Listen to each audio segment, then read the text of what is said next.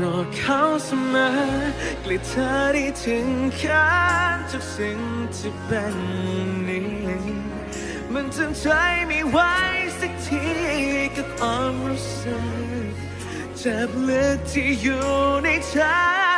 ให้ยอมรับได้ยังไงใครอยากจะทรมา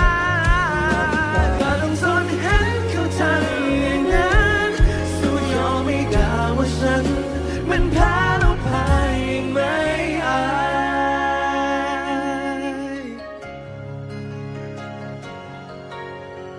ยฉันไม่เป็นอะไรที่ได้